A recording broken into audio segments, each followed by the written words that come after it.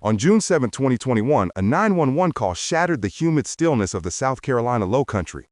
A prominent attorney from a generations-old legal dynasty reported finding his wife, 52, and youngest son, 22, shot to death near the dog kennels on their sprawling 1770-acre estate.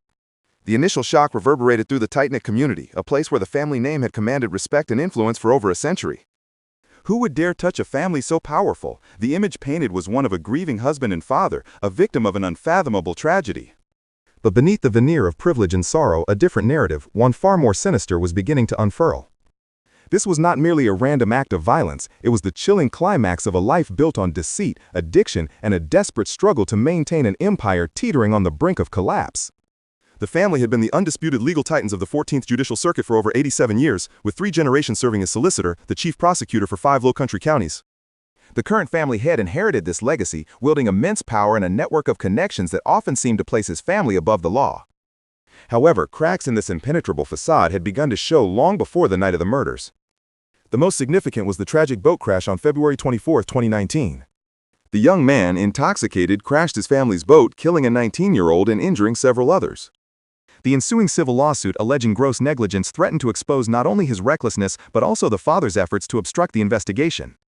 The victim's family attorneys were closing in, demanding financial disclosures that would inevitably reveal the attorney's escalating and devastating financial crimes.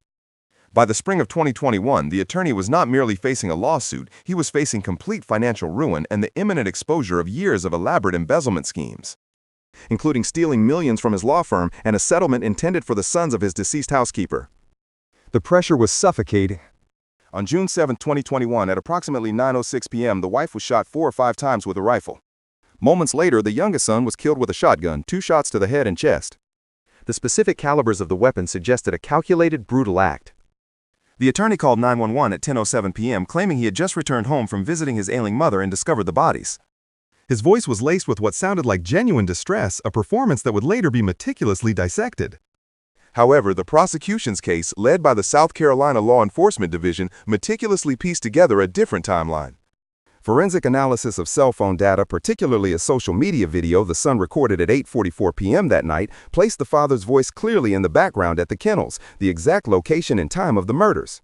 This single piece of evidence irrevocably shattered the attorney's carefully constructed alibi, proving he was at the crime scene just minutes before the killings, directly contradicting his statement to investigators.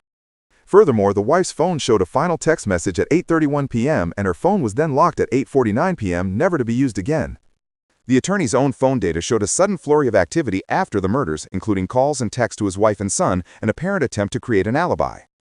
The motive, as presented by the prosecution, was chillingly simple yet profoundly complex. The attorney, cornered by a mountain of debt, a crippling opioid addiction, and the impending exposure of his financial crimes, chose to murder his wife and son in a desperate attempt to garner sympathy and divert attention from his crumbling life.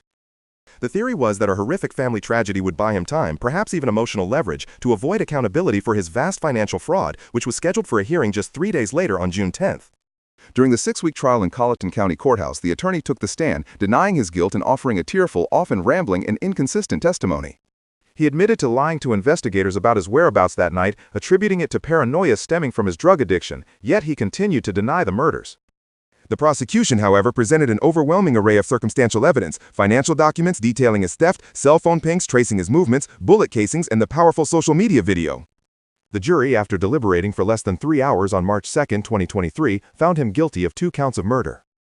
The verdict sent shockwaves through the nation, confirming that even the most powerful could not escape justice and revealing the horrifying depths of one man's depravity.